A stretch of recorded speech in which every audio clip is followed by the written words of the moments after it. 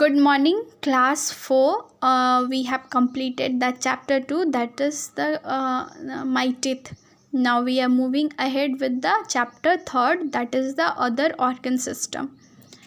अब हम लोग ऑर्गन सिस्टम से न्यू चैप्टर स्टार्ट करते हैं. देखिए इसमें लर्निंग पॉइंट कौन कौन सा है. इसमें हम लोग पढ़ेंगे रेस्पिरेटरी सिस्टम के बारे में, सर्कुलेटरी सिस्टम के बारे में पढ़ेंगे, एक्सक्रीटरी सिस्टम के बारे में पढ़ेंगे और नर्वस सिस्टम के बारे में पढ़ेंगे. ठीक है, ये 4 पॉइंट हम लोग इस पूरे चैप्टर में कवर अप करेंगे. अब देखिए warm up. Identify the following organs and right their names. अब ये सब आप लोगों को आइडेंटिफाई करना है और इसका नाम बताना है. ठीक है, हम आप लोगों को अभी तुरंत बता देंगे, एकदम इजीली बता देंगे. ठीक है, बट हम आप लोगों को चाहते हैं आप लोग खुद से करें. देखना चाहते हैं कि कल आप लोग जो भी इसको कंप्लीट करें. फ़ोटो प्लीज़, रिक्वेस्ट है, इट्स अ रिक्वेस्ट कि तो आप लोग जो भी कंप्लीट करें इसको फ़ोटो खींच के ग्रुप में भेजिए. देखना चाहते हैं कौन भेज रहा है और हम नाम भी देखेंगे कि कौन है वो. ठीक है, और आपके सर हैं, आपका अटेंडेंस बना रहे हो, उसको एक्स्ट्रा ग्रेस मार्क मिलेगा. ये जो भी करेंगे आप लोग तो करके दिखाइएगा. हम आप लोगों को नहीं बता रहे, आज से कल तक का टाइम है. नेक्स्ट डे हम खुद बता देंगे अगर आप लोगों को नहीं आएगा तो. सोचिए आप लोग मार्क्स लूज़ कर देंगे. अगर मार्क्स चाहिए, if you need marks then must fill all the organs name. There are 4 organs, 1 2 3 4 5, sorry, there are 5 type of organs. You have to write the names of their organs.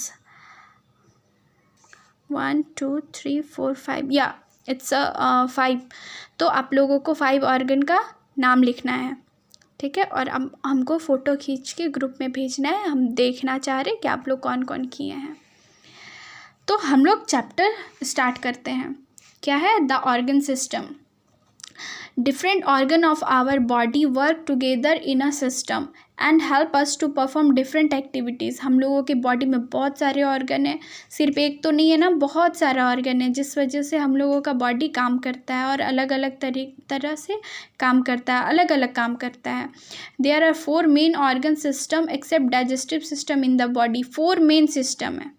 ठीक है, except digestive system, digestive system को छोड़ करके. तो सबसे पहला कौन सा है? द रेस्पिरेटरी सिस्टम, रिस्पायर करना. ठीक है, इससे पता चलता है क्या है? सांस लेना. देखिए रेस्पिरेटरी सिस्टम किस में हेल्प करता है? The air we breathe in goes inside our body through the nose. हम लोग जो एयर हवा में, मतलब हवा जो हम लोग ले रहे हैं, एयर जो ले रहे हैं, ऑक्सीजन जो ले रहे हैं, वो कहाँ जाता है हम लोग के बॉडी में? कैसे जाता है? Through the nose. नाक से सांस लेते हैं ना, मुंह से सांस तो लेते हैं पर वो बहुत रेयर केस में. मुंह से सांस नहीं लेना चाहिए क्योंकि हम लोग के बॉडी में पूरा जर्म्स चला जाएगा. ठीक है, हम लोगों को नाक से सांस लेना चाहिए. This is called inhalation. इसको इनहेलेशन कहते हैं. ठीक है, इनहेल करना. इनहेल मतलब अंदर लेना. क्या कर रहे हैं हम लोग? हवा अंदर ले रहे हैं.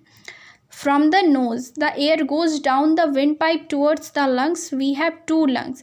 क्या करते हैं? नाक के थ्रू, नोज़ के थ्रू होते हुए हवा कहाँ जाते हैं? Goes down the wind pipe. ये जो देख रहे हैं ना, ये क्या है? ये विंड पाइप है. ये विंड पाइप से होते हुए कहाँ जाते हैं? लंग्स में. We have 2 lungs. अब हम लोगों का 2 लंग्स है.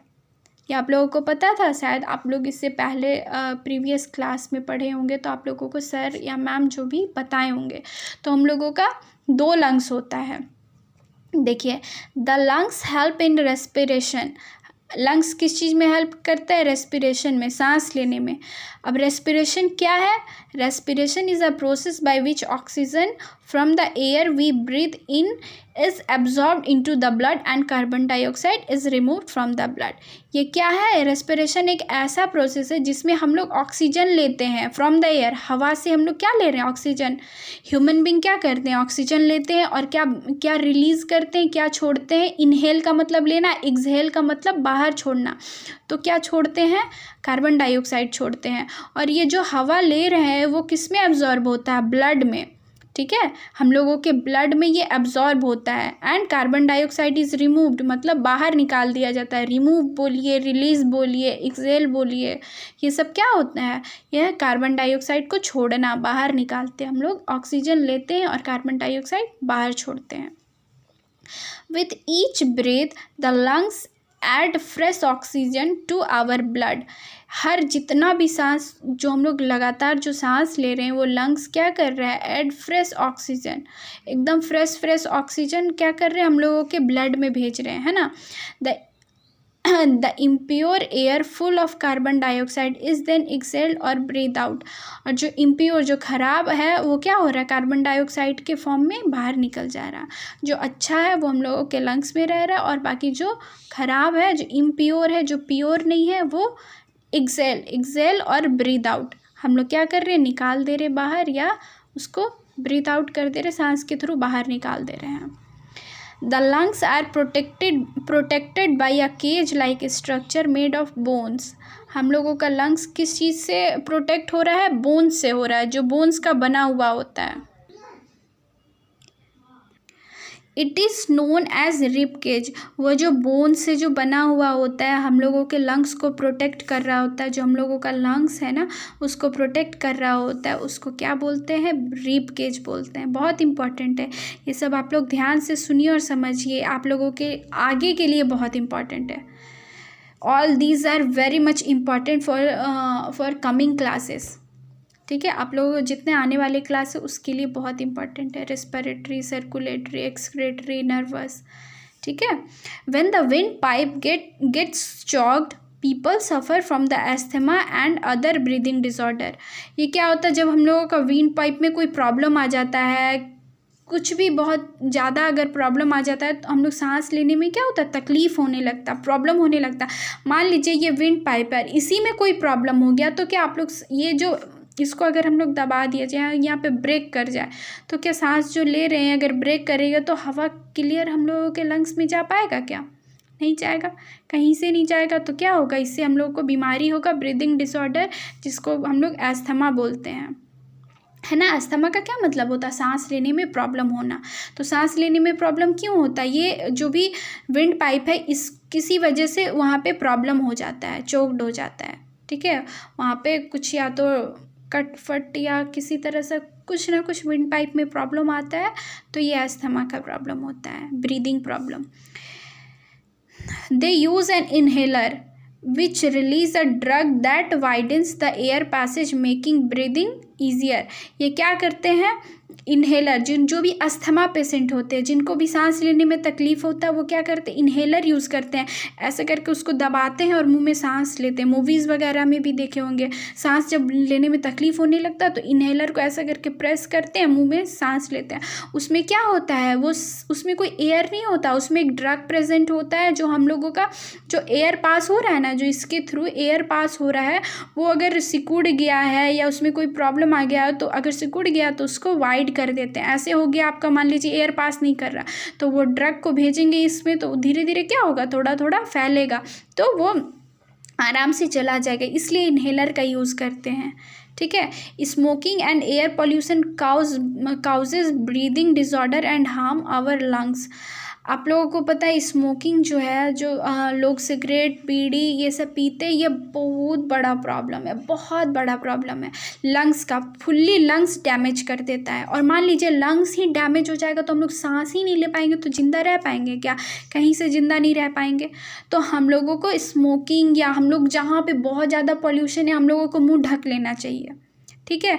और जब भी कोई लोग स्मोक कर रहे हैं, वहाँ से हट जाया कीजिए, क्योंकि जो स्मोक कर रहे हैं उनको तो नुकसान है, उससे भी ज़्यादा नुकसान है जिसके अंदर वो धुआं जा रहा है।